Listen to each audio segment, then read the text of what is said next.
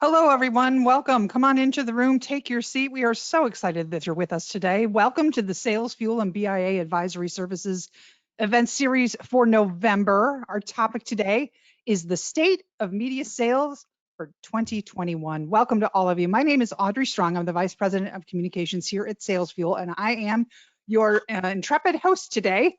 Our panel consists of Rick Ducey. Rick is the Managing Director of BIA Advisory Services. And the panel also includes C. Lee Smith, Sales Fuel's President and CEO, and Denise Gibson. Many of you might know her as well. She's the Director of Sales for AdMall. And we also have our Sales Fuel Director of Client Success, Adam Ambro. He is running our slide deck today, so thank you, Adam, for doing that so we can all focus on the content. Okay, so the agenda for today, everybody, the discussion's going to be in this order: the current state of media sales from the perspective of revenue, sales managers, and media sellers. We will have discussion and your questions after each section. There's also a link we're going to be sending to all of you after this webinar with a very snazzy looking infographic with more data on the survey as well. Now, some tech stuff, some quick housekeeping to be mindful of. If you are currently having any tech issues, I would like you to email webinars@bia.com for help. In terms of questions, type them in as you think of them. The questions not answered today, we will export and also answer post-webinar if we can't get to your question today. And finally, watch your inboxes tomorrow. That is when we'll be sending everyone the links to the recording, the slide deck, and that infographic that I mentioned. We do have a short survey at the end of this webinar. We'd like your feedback on how we did, so please do us a favor. Just take the few seconds and fill it out. And now, with a little bit more on the methodology of the survey, I'm going to turn it over to Lee. Thank you very much, Audrey. And the cool thing about this year's survey, which is the 11th annual online study, we conducted this between August and September, is that we've all been through a rough couple of years. I think that's undisputable. But the good news here is that there is reason for hope and optimism. So we're going to share with you, the current situation. Some of it not so great, some of it great, but also then the future and how 2022 is going to look. And I think there's some very good things then to share with you there. From this particular study, 394 media sales professionals in the United States were surveyed. We focused this year on a smaller sample so we could focus exclusively on media sellers, the sales executives, and the sales managers, and we basically took out then the other people who we've surveyed in the past. Now, these folks include people that are actively working in television, cable television, newspapers, magazines, direct response, radio, out-of-home media, and digital media and agencies. And also, we want to encourage all of you then, you can check out information about our two companies at the web sites listed at the bottom of the slide.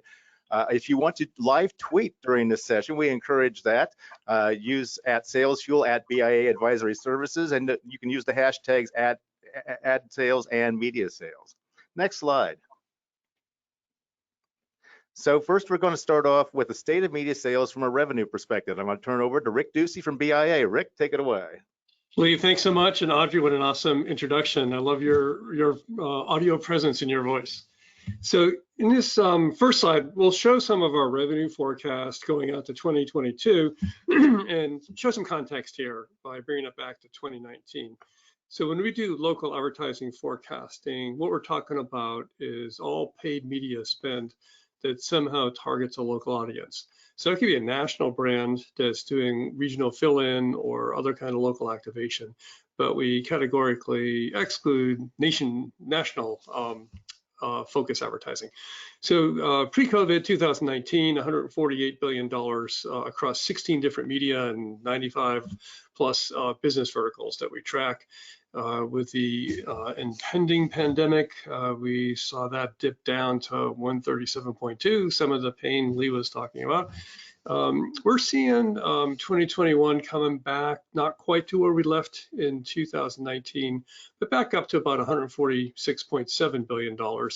And we hope, fingers crossed, there's no epsilon variant or whatever the next set of Greek letters are, and things calm down and supply chain starts to settle out and inflation starts to settle out. There's so many different variables to factor into this. But at the moment, Lee, like you're saying, there is cause for optimism. our current read of the tea leaves in the forecasting business is over 160, about $161.5 billion we're thinking will be spent to reach local audiences in 2022. Next slide, please. So then looking at how this breaks across some of the media, we have shades of blue here, 2019, 20, 21, 22. The darkest blue at the top is 2019, and you can see across most of the media that was kind of the high water mark.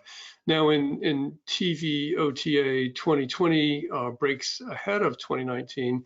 In even years, of course, we get political, and typically we get Olympic, although that got staggered a bit this time around.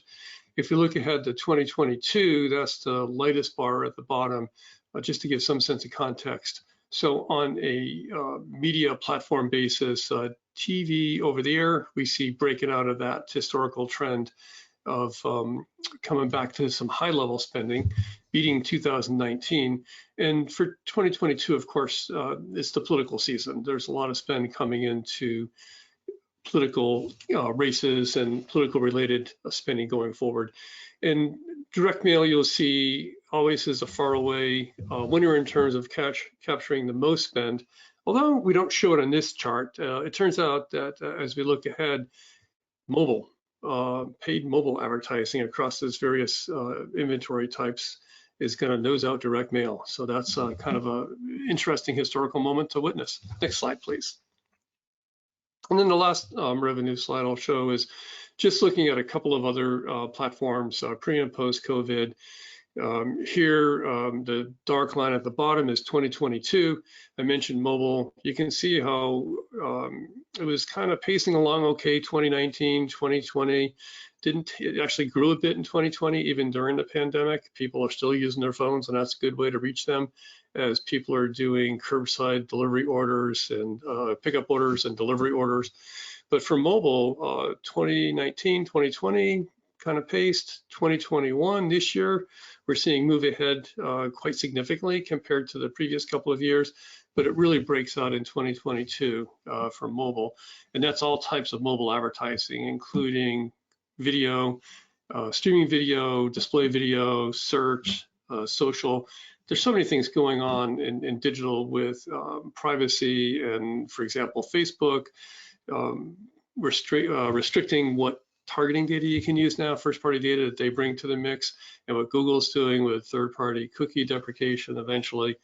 So there's a lot happening there, but basically mobile is going to be the winner coming up in 2022. So that's a quick snapshot of some of what we're seeing looking ahead for the revenue forecast across some of the major media platforms. Lee, let me turn it back to you. Thank you. Now, Rick, let's go ahead and share a little bit more about how each of the various sectors then have been impacted by the COVID pandemic. Yeah, so there's, and I know we're going to learn more about this from the survey, but yeah, I mean, from the seller perspective, that's the top line spending that we were just showing overall, and then across the different media platforms. And then when you're out trying to sell, I mean, where is that spend coming from?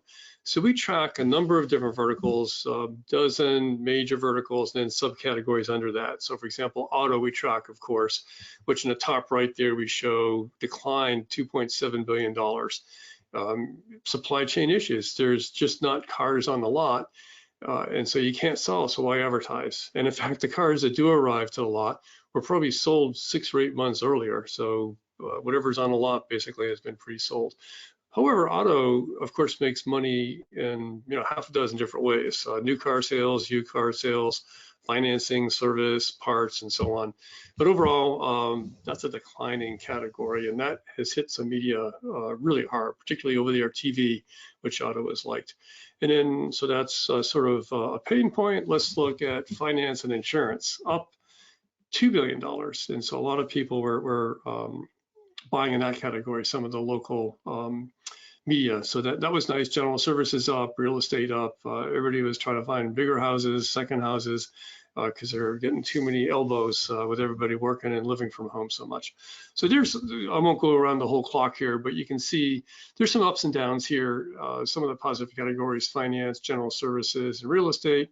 And then some of the big categories: automotive, education, health, were negative. So, we'll hope to see some rebounds in these areas coming up in 2022. And you can change your sales strategy to get some of the spend that is happening. In auto, for example, it's a lot of spend. Even though it's down, it's still a lot of spend to go after from a media seller perspective.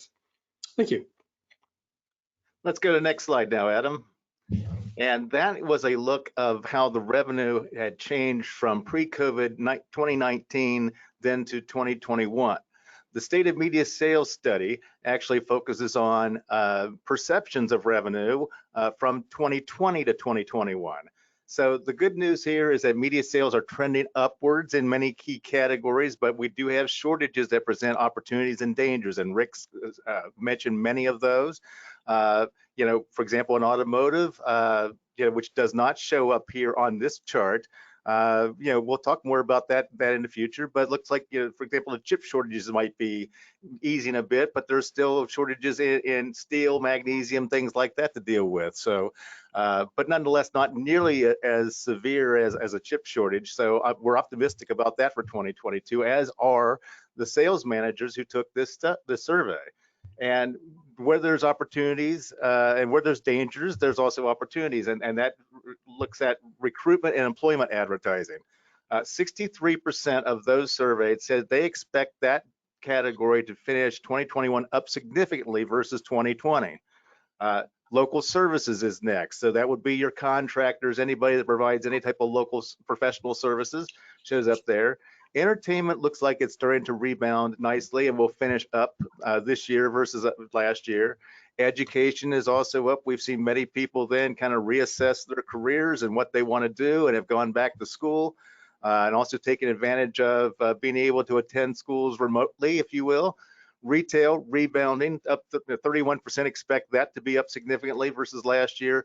And also government agencies, nonprofits. So we're excluding political from that. That's measured separately. And but all the other government agencies and nonprofits, then 29% of sales managers expect that to be up significantly versus 2020. Next slide. So let's break that down a little bit further. So labor shortages have set the local recruitment and employment advertising on fire.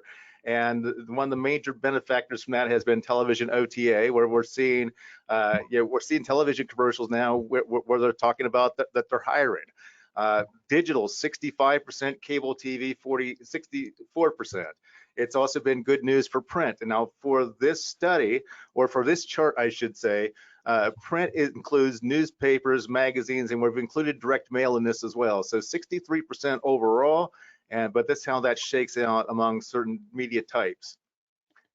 Next slide.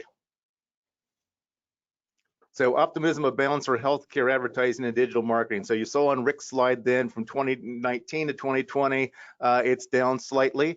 However, it's expected, many people expect that to finish up significantly in 2021 versus 2020.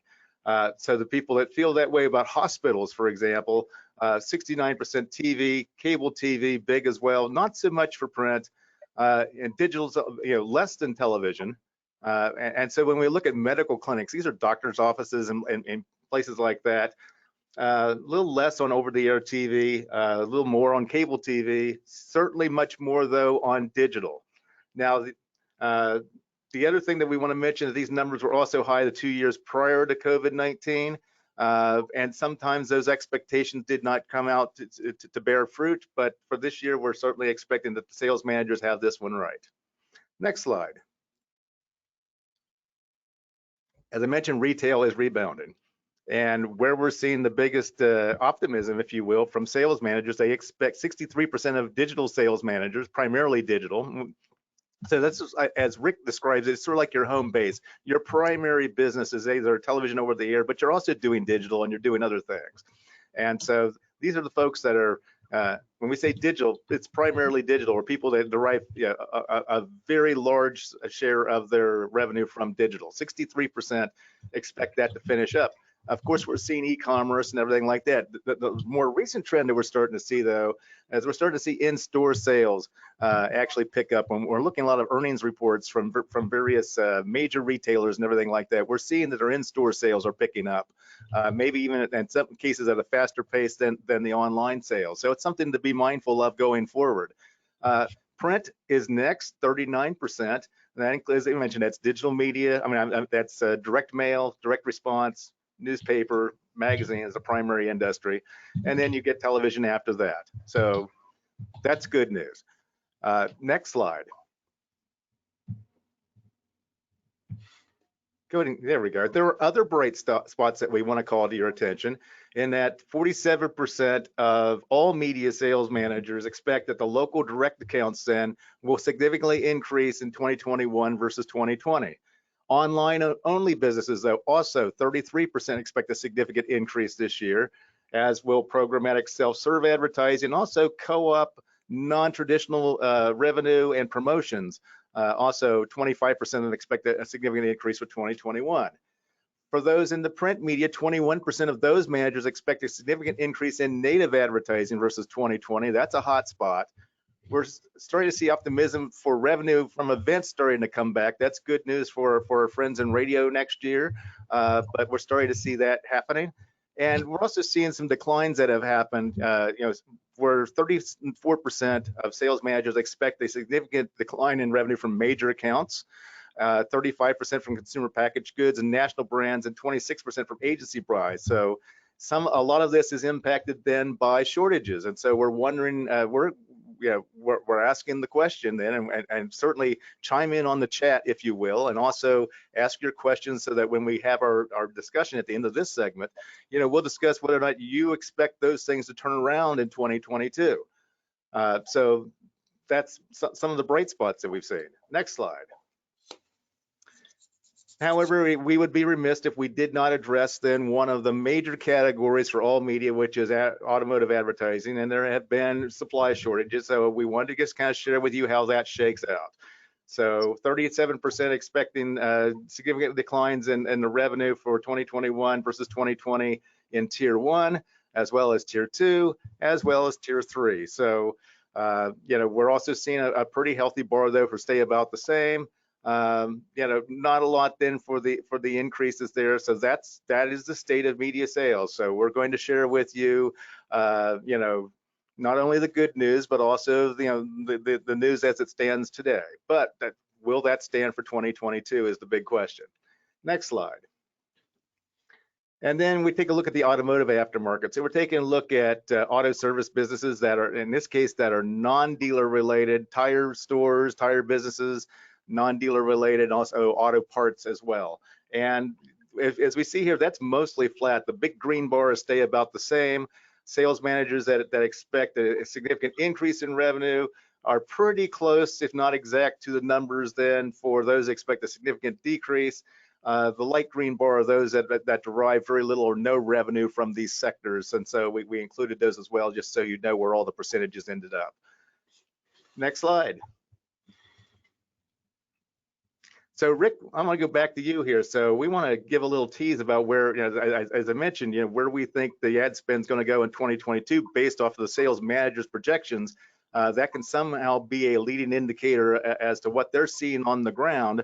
So how does that factor in then to your revenue projections for 2022, Rick? Surely, I think it fits in quite well with some of the things you're seeing and anticipating in what you're sharing here. But just looking at some of the major media platforms, looking at TV, over-the-air, broadcast television, of course, political is going to be very exciting. Everybody's got their eyes on auto. We've been talking about that.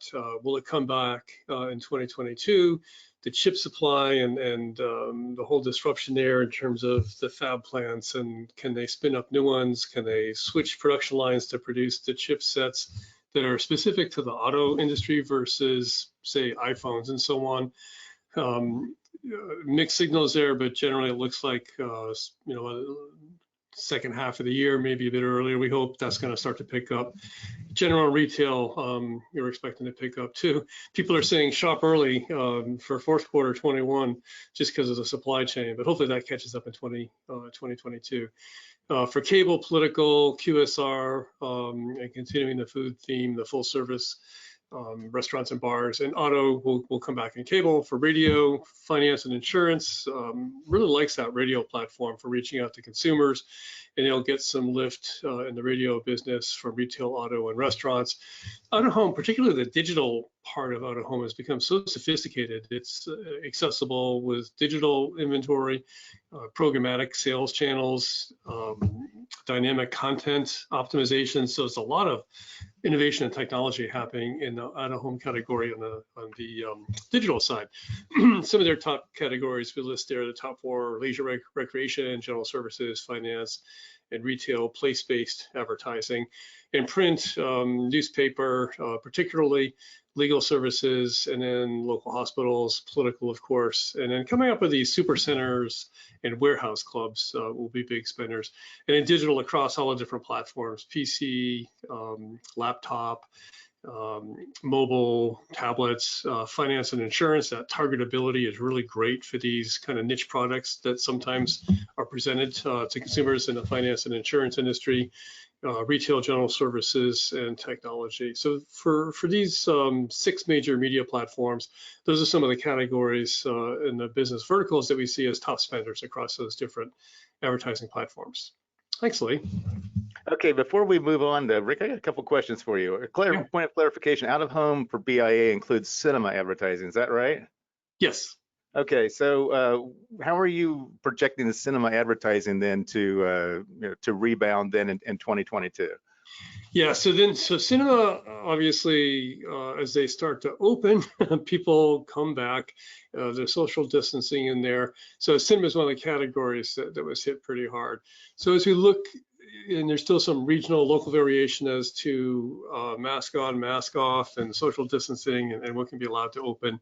But that is a category that got hit very hard, so we're expecting to see some good spending increases coming back, of course, off of horrible comp years during the pandemic. So we're see some encouraging signs in that media platform. And your print category includes what type of media?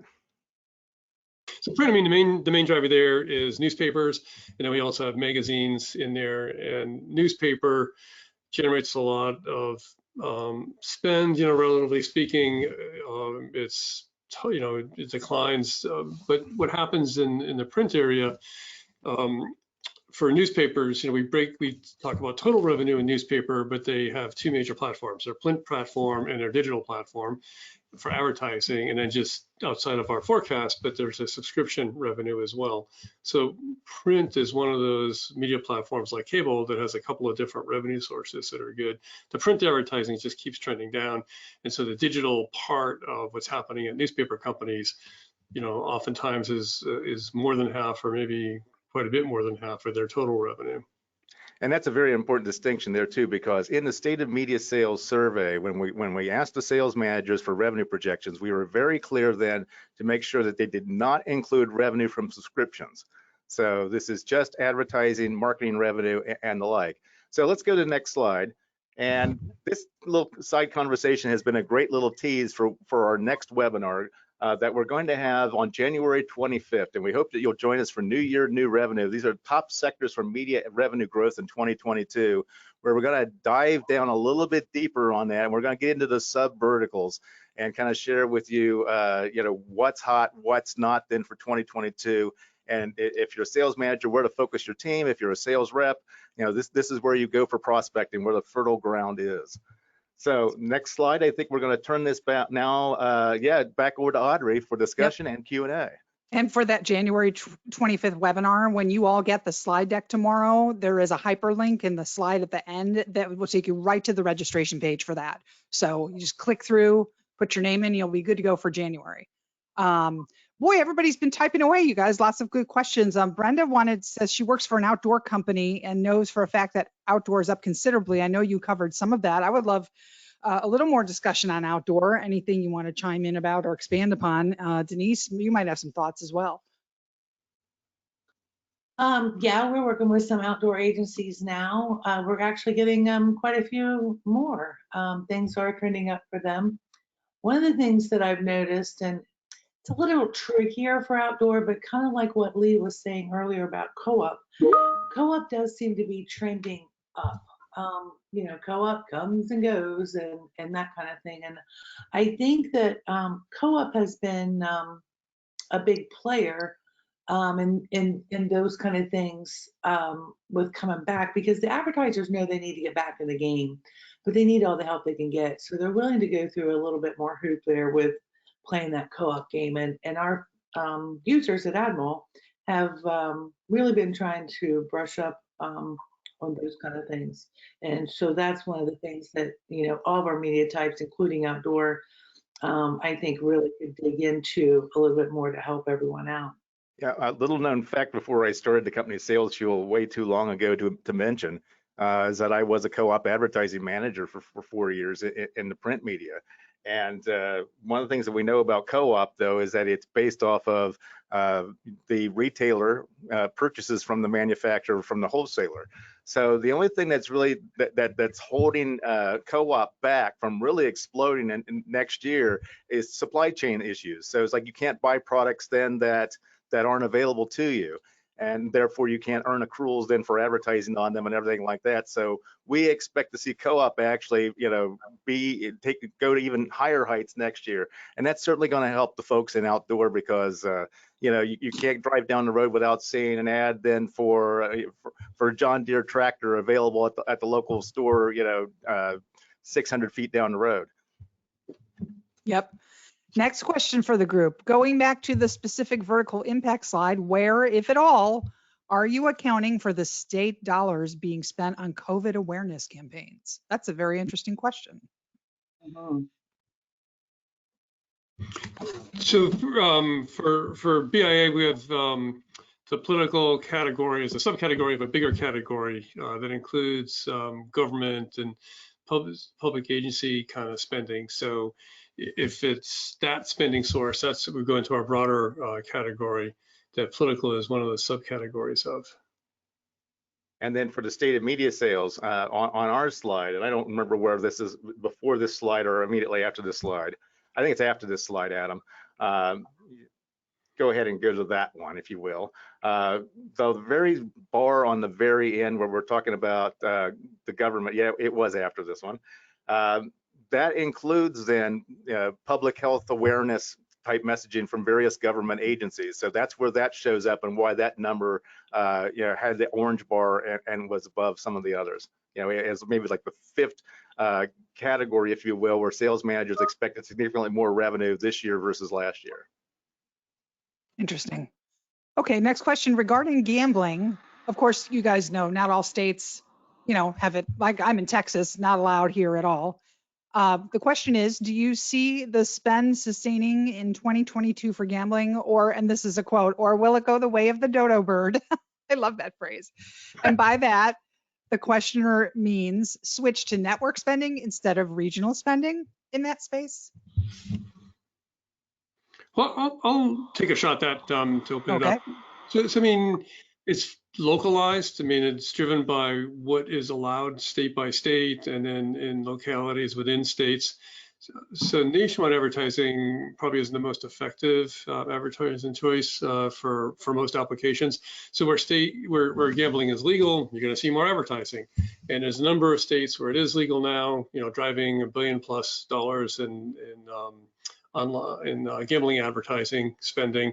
And as more states allow gambling, there'll be more advertising of that. So that is a number that we see is going to be rising over time. Denise, what's your experience with some of the AdMall clientele? On gambling, Mm-hmm. I think I definitely see it growing. We've had a lot of people that, and I got to go with dispensary things too. So those two unique kind of things that, like Audrey said, it's not legal everywhere, but where it is legal, they need more data, they need more info, and they're really working those accounts. Yep. Last question. Since political is the top vertical spender in several media channels, this is a BIA question, Rick. What is Sure. the overall estimate of from BIA on the local political advertising for 2022? Because we have the midterms, don't we? We do, yes. How exciting for us all. Right now, on our last forecast, I think we released in right at the beginning of October, we were calling political for local at about $7.5 billion spending. There's a few dozen senatorial, gubernatorial races, lots of local races. So there's a lot of activity. And then in some of what we've seen recently, for example, in Virginia, particularly maybe, and New Jersey, some of how things are going to shake out between the parties. Go red, go blue, take your pick. So there's going to be some spending in 2022. So we called it at about $7.5 billion, but as we start to prepare for our next forecast update, I would say it's pretty likely we're going to take that number higher with our next forecast update. Terrific. All right. Well, we're right on time. We want to move along to the next section, gentlemen and lady. Sales manager questions. Again, answer your question, or ask your questions as we go into the panel. And then when we get to the end of this section, we'll do another discussion like we just did. I think it works fine. So take it away. So we Section have, two. we wanted, section 2 is the state of media sales from the perspective of the sales manager. And we've got a pretty healthy sample size of sales managers across all media then that have chimed in on this. And we've touched on the revenue side of it. And of course, that's where a lot of questions were asked, but there were some additional questions that were asked of sales managers. And we just kind of wanted to share those with you and then have a healthy discussion about that. So let's go to the next slide. Let's start off with this one. And here's some of the bright spots from sales managers as they see it. They say that it's easier today than it was 1 year ago to sell online digital advertising. 36% of managers say that it's actually easier than it was a year ago. 25%, a quarter of sales managers say that it's easier to compete against other local media than it was a year ago. 22% now they're saying it's easier now to get salespeople to sell the new products versus selling the tried and true products. So we're seeing quite a bit more adoption of the new stuff, which is great. And that could also mean why it's easier than 1 year ago to sell mobile advertising. This is something you're going to hear from BIA and AdMall a lot as a constant theme in 2022 is mobile advertising. So 22% of managers say it's easier, and 22% say it's easier to upsell existing accounts than it was a year ago. So those are some of the bright spots that managers are indicating for us. But there's two sides to every coin, and so we're going to share that side with you as well. And again, remember, where there are challenges, there are opportunities, depending on how you look at it. So next slide.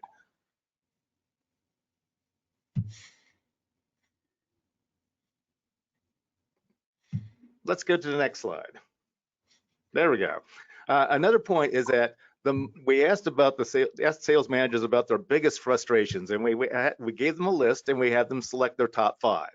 And so once again, their top frustration was accounts cutting their advertising schedule or trying to reduce their contract with us. The good news is that while it was 59% during the middle of the pandemic when people were panicking, and so that was a big worry back then, the number is about 20 percentage points lower. Well, it is 20 percentage points lower in 2021 than it was last year. Now, you might look at that with a skeptical eye and say, well, there's less to cut than there was last year. Okay, I hear you. But nonetheless, as like the top frustration is less frustrating, and that's always a good thing. Following close behind that, though, is concerns about lead generation. And we've seen this take a spike up versus previous years. So we've not seen this one quite so high. They're frustrated with the quantity and the quality of leads that they're getting for advertising sales. And also this one's still up in the top 3 as always been, frustration with the amount of time spent in meetings. Those are the non-staff frustrations. So let's go to the next slide. So sales managers are dealing more with mental health concerns on their staff than they have in the past year. So these are the sales managers that say it's harder than this time last year to navigate issues of employee stress, anxiety, and mental health. And for some reason, we're seeing this number higher among cable TV sales managers than we are all the other media. So, but it's pretty consistent across the other media, but it takes a spike up in cable television. And remember this because you're going to see some other data though that seems to make you scratch your head and wonder why that is, because there's some interesting stats we're going to share with you that are on the positive side for that particular sector. Next slide.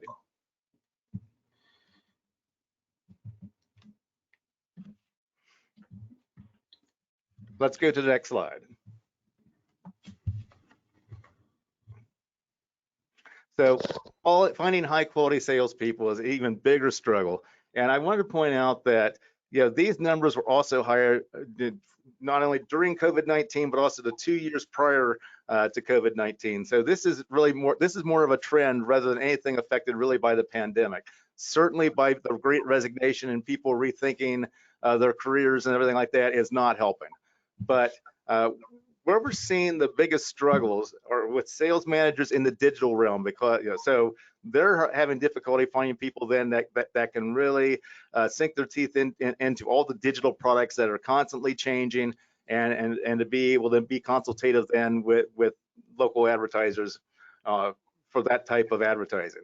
But still, you're seeing high numbers across. For the other categories, it's 78% of all sales managers say that it's even harder this year than it was this time last year than to find high quality salespeople. So we don't just present the problems here, we also want to present some ideas. So next slide.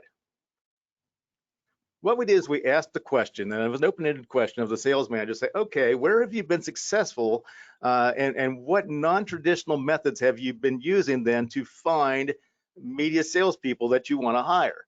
And so beyond hiring or poaching from direct competitors, whether it be radio stations and the like, or hiring salespeople in other industries like real estate or shoe stores or whatever. This is some of the more interesting responses we got. We got multiple responses saying that they find that the hospitality industry is great. Now, you may have thought about baristas, you may have thought about waitresses, you may have thought about bartenders, but it could even go to the manager of the local Hampton Inn. I mean, so anybody in the hospitality industry then, because they have to deal with people and they have to make people happy and help people and everything like that, they find that that's a great recruiting ground, and we got that response multiple times. Local colleges and universities. So here it's not so much the colleges and universities that have sales programs, because those people are highly recruited, but by some of the biggest, I mean, the biggest of the big companies, corporations in the United States. So it might be challenging to get people then who are in those programs, but pretty much it's all people from colleges and universities. Especially though if they're in the marketing school, the business school, even the journalism school, but it goes beyond that. I mean, they could have a sports management degree or anything like that, and the media would be a logical place for them to start their careers. So Staffords and other departments, we're seeing that as well. So if you're frustrated with putting a job posting out there and not getting the response that you want to get, take a look inward and take a look at not only promoting people within your sales team then to higher responsibility, but take a look at the folks in the other departments. So they could be in production, they could be in traffic, they could be in circulation or customer service. You name it. You might even be surprised to find that the accountant in the business office or whatever actually has interest in marketing and might be great in digital. Who knows? So we advise certainly then to open your mind a little bit to other people who already work in your company, who already know your company, what your company does and everything like that, so they have a shorter ramp up time in that regard, and to assess them then for their potential for success in sales. One comment that we saw repeatedly was personal relationships net them much greater results and much higher level of candidates than job boards do. So of course that's networking, but it's also then all the people that you've known from previous jobs and the people that you meet at your kid's baseball game or your daughter's play or your son's play for that matter. So take a look at that.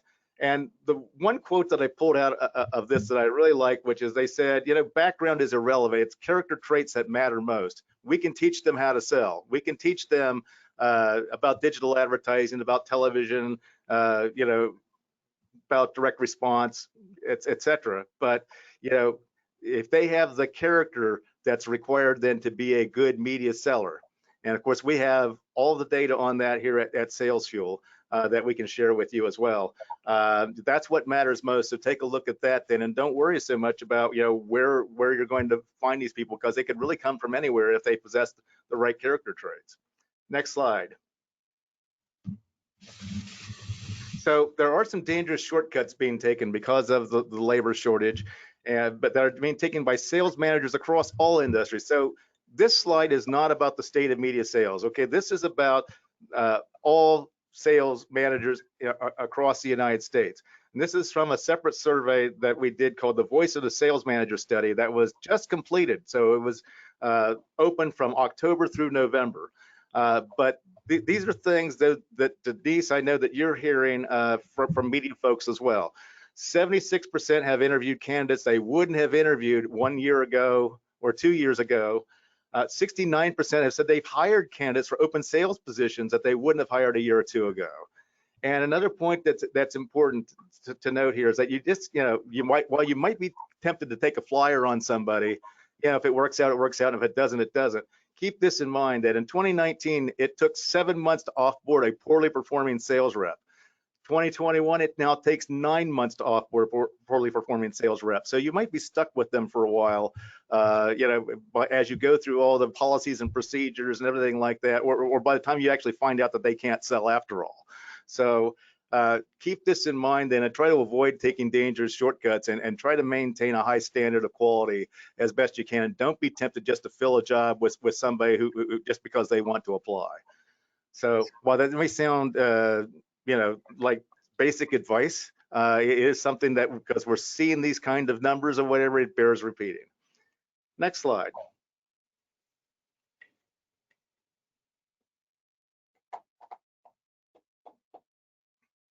Let's go ahead and go to the next slide. So let's take a look at the retention rate for media sales. And it was 73 in 2020. It's 72 in 2021. So really not much of a change. And that's really great news, because, you know, as I mentioned in the Voice of the Sales Manager study, they're finding that for a lot of sales team, the average retention rate, you know, is, you know, between 60 and 70%. So that's really good news that the media companies are doing well there. One point of concern, though, is the NPS, the Net Promoter Score. And that is basically the score that asks the question, would you recommend a job at this company to a friend or colleague? That score was 16 on average in 2020. It's down to 4 today. And the most alarming thing is that we also ask media sales professionals, where we're starting to get now into our media sellers segment. I'm just getting a little foreshadowing here. You know, we asked, like, what is the likelihood that you will voluntarily leave this position and leave this company? And, you know, when we took a look at those that you know, said it was more likely than unlikely, basically it leads us to that 24%, almost 24% of media sales professionals plan to voluntarily leave their jobs by August of 2022. So keep this in mind, and we're going to give you some solutions then for retention, some ideas for retention, and also then for, you know, proactively, you know, establishing a bench and refilling those spots. So with that, let's go on now, Audrey. I believe it's time for discussion and Q&A. But before we do, I forgot this one important point. There's a positive here. The highest Net Promoter Scores come from cable TV sellers. So even though the managers then are having more conversations about stress and anxiety and everything like that, you know, with their staffs in cable TV, the sales reps, though, would highly recommend working in cable television, selling advertising and digital marketing for those types of companies. Same goes for people that are primarily digital agencies or selling digital media. They have a Net Promoter Score of 26, which is phenomenal. And the NPS score for all US sales positions, again, this is a separate survey, Voice of the Sales Rep, that we did last year, was a plus 22. So these two particular media industries then are actually outpacing the US average for all sales positions. So there's some very good news there. Now, Audrey, we're going to turn it back over to you for discussion and Q&A. So I have a couple questions. One person chiming in and saying, she says, I would add that with more and more companies adding vaccine requirements for employment, recruiting is even harder than ever for sales or for production. She says, I stole the guy from production to become an AE. There you Any go. thoughts? There you go. Any thoughts on how to navigate these vaccine mandates moving forward? I know this is not an easy answer, just the elephant in the room. So we appreciate that Anytime because that you it put is something we're dealing with. anytime you put restrictions on the talent pool that you can draw from, obviously it's going to be harder. So it's like, I'm going to try to answer this in a very non-political manner because I don't really believe that it should be political. It's a matter of public health and looking out for the health and safety of the people that you value on your team. So I can see where, you know, those types of things get put in place, but it doesn't make your job any easier. I get it. Doesn't make things any easier. So how do you navigate that? You know, you control what you can control. And if it's an edict coming down from corporate, or if it's something that you know, HR has established as a policy for your company, you roll with it. So it's like, I like to say that you know, event plus response equals outcome. So it's like, you can't control that event, you can only control your response to that, and that's what's going to then determine what your outcome is, and whether things are going to be easier or more difficult to deal with. But obviously it's another hurdle for you to clear. I get it. It's just a matter of how you respond to it. Yep. Next question, Denise or Rick, maybe you have thoughts on this. It's about selling digital. Why is it so hard to recruit salespeople to sell digital when it's easier to sell digital? And digital is where a lot of the action's at. Any thoughts on that? It's a bit of an oxymoron. I got a couple of thoughts, and I hope I don't offend anyone here, but I think a lot of the problem with digital is they feel like they don't understand it. It gets into the weeds. You know, you've got some numbers, you've got some things to follow up on. There's a lot of different moving parts with digital. It's not as finite, and I think that just scares people off. I think there is some great things that we can pick out of COVID. I think one of the great pluses is we figured out how great digital is and that digital works. And so I think that's made it even easier, like they said before, about selling digital.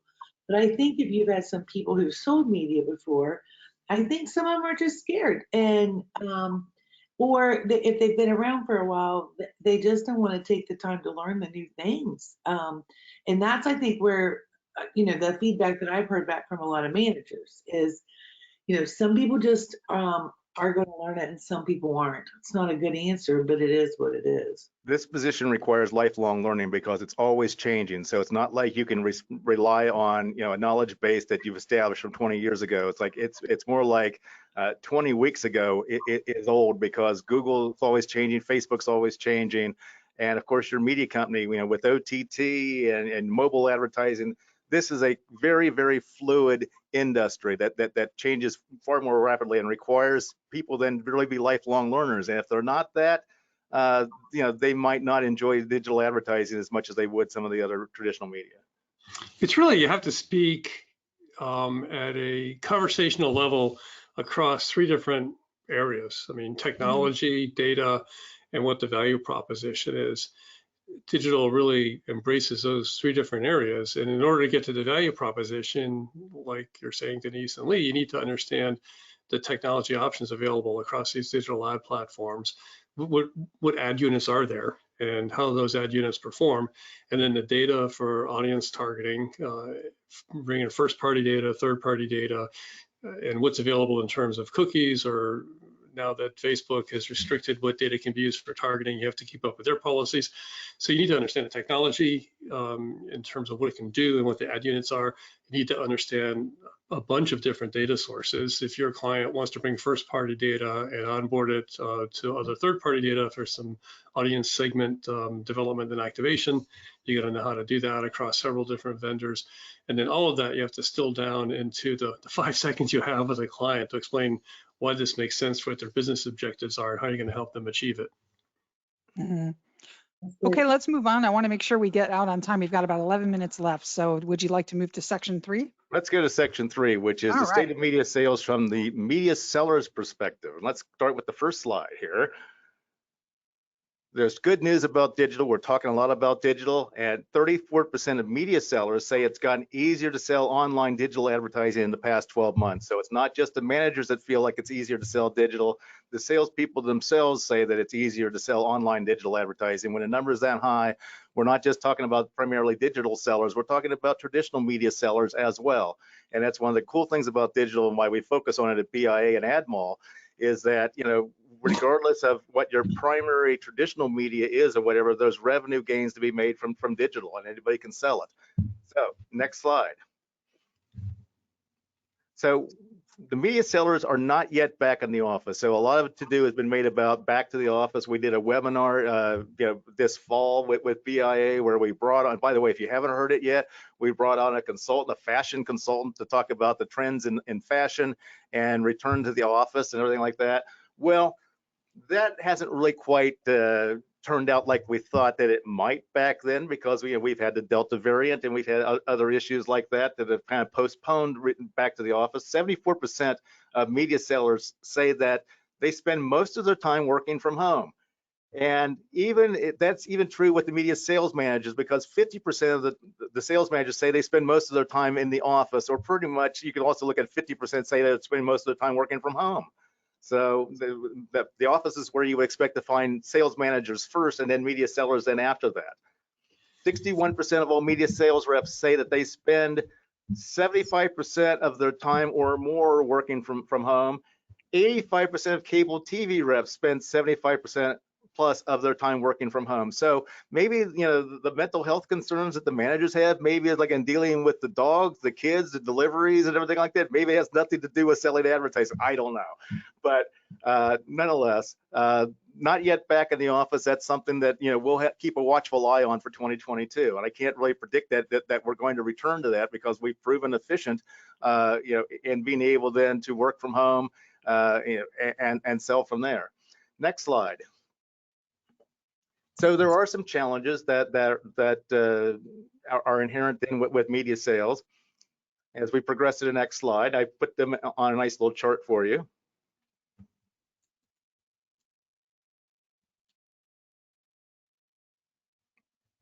And here they are.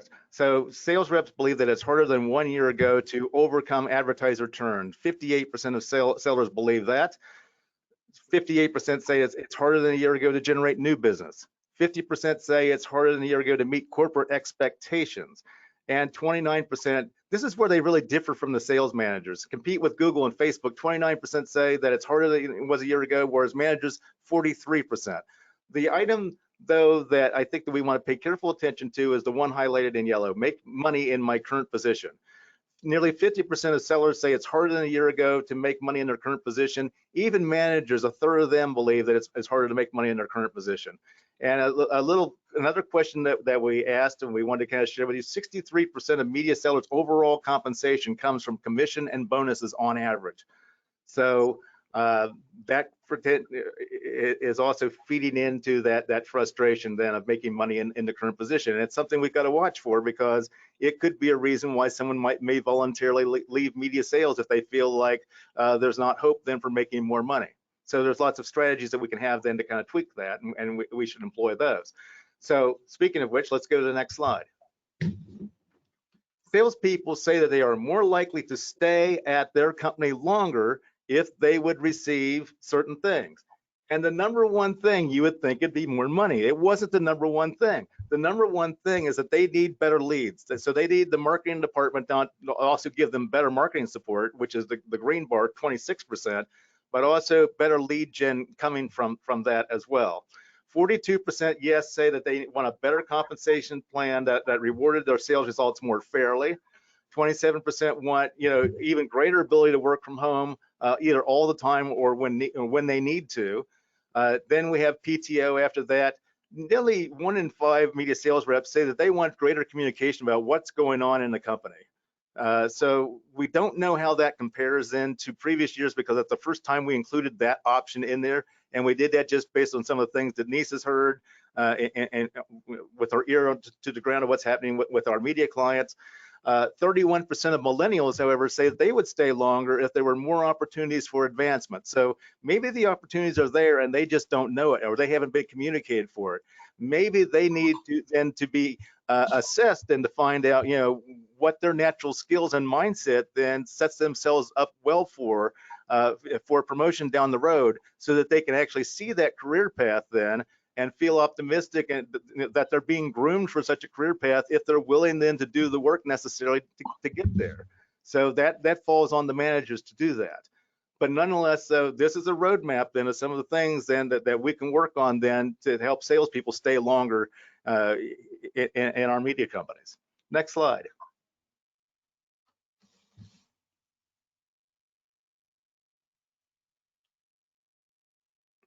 Let's go to the next slide.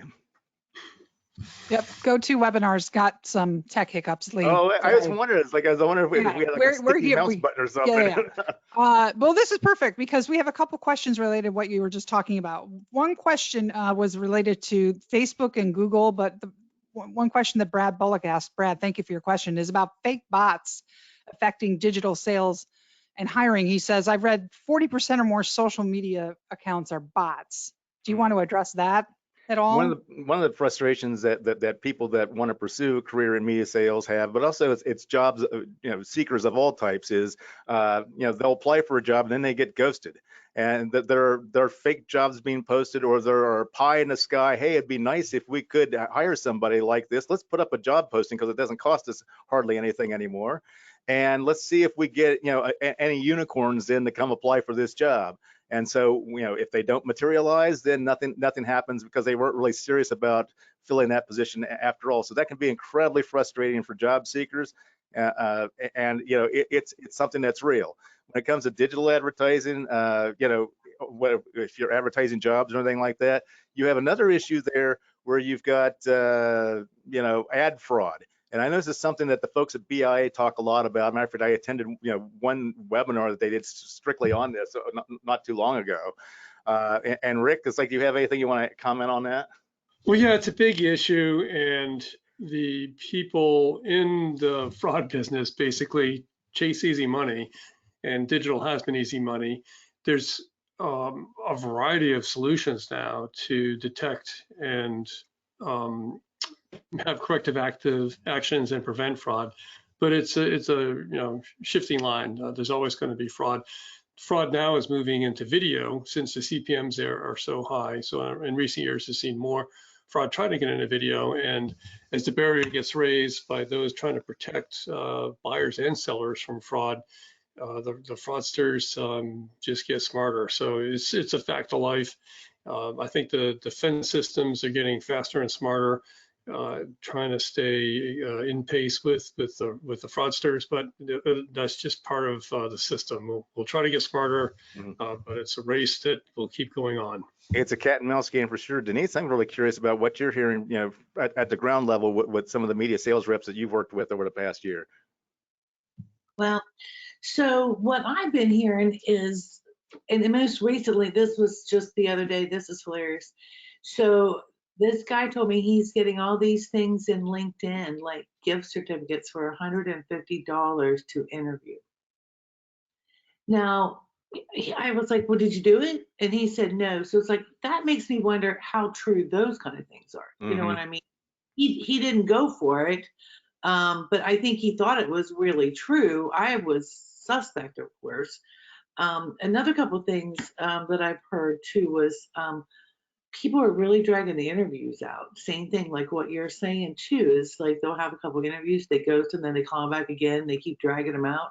I had actually a cousin that went through 10 interviews for a position, and they called to do another one, and she said, I just got offered a job. And they said, well, what if we offer you one today? It's like, why do you keep interviewing me if you could all along have offered me a job? So I think it's frustrating on both sides.